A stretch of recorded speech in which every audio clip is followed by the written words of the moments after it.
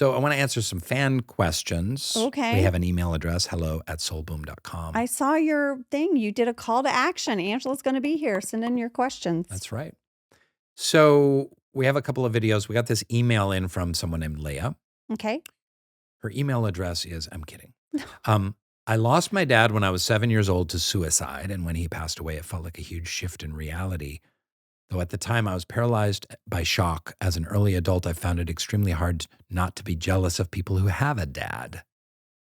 A lot of dad energy here today. I get extremely mad or upset and often find myself crying and wondering what I did to deserve the pain and suffering of losing a parent. And I guess I was just wondering if you have any advice. I saw in the video you've lost your dad too. I was wondering if you feel resentment to those who still have dads, and how have you learned to adapt and accept what has happened? Any thoughts? Well, first of all, my heart breaks for Leah because that's such a huge loss. And I mean, Leah did nothing wrong. Right. She did nothing wrong. That's she the did one nothing to deserve this. Yeah, this is what the one thing that really popped out is like, what did I deserve? Like the idea there's a causality that Yeah. you're a kid, your parent has a mental health issue, depression or whatever, commits suicide. Like that's somehow something you did. And that's children's wiring, right? Yeah, children are wired to think they cause something to happen. They cause everything to Yeah. happen. And that was, and they're innocent. one of the reasons I pay $350 an hour for my therapist is because my mom left when I was about 1.5 years, 2 years old. We've since become great friends, and we're best friends, and she played a very important role in my life. But it's the old abandoned mother kind of syndrome. Like Yeah. you feel never enough. And you what did feel I like- do? Why did she leave? Yeah, and I was too young to kind of have those conscious thoughts, but that's in it gets in Yeah. your tissues, right? Yeah. So there's nothing You take it into your body. deserved there. And I think for Leah, the only thing I would say is that we all have our tests. Everyone has their tests, right? We all have loss, we have rejection, we have pain, we have character defects, we have issues that we've had to go through.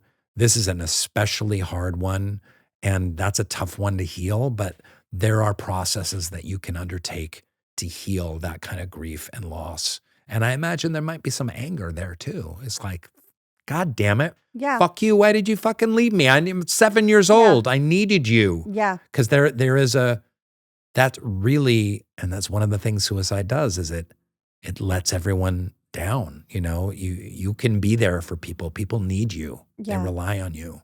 So I hope that Leah will go on a even deeper journey to kind of like unpack that grief and loss and rage and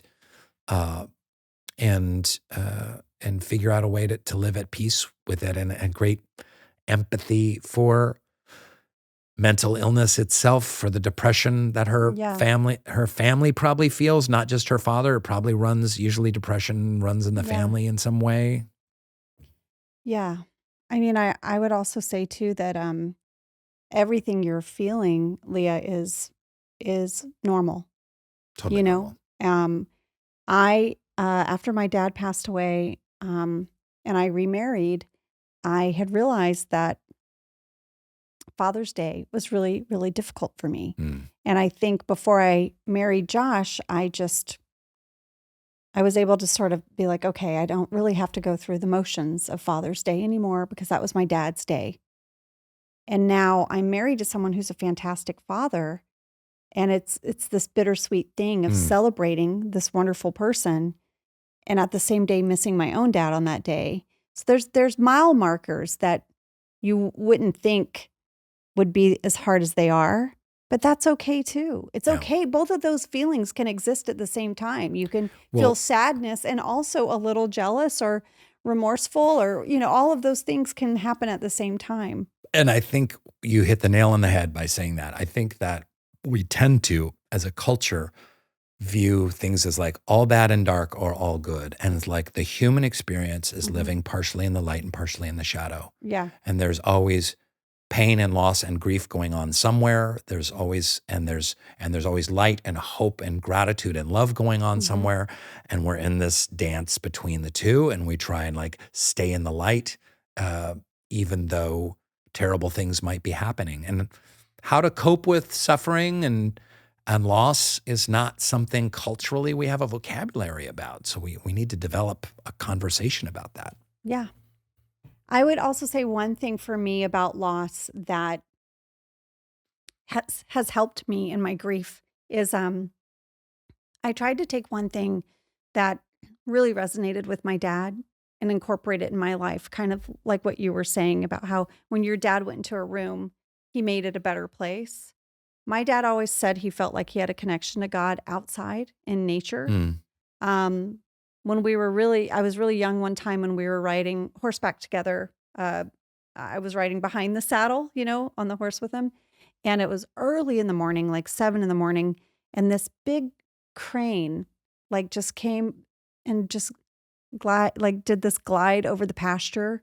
And we were on horseback, and it was just really a wonderful moment. And my dad said, "See, Ange, this is where I feel God."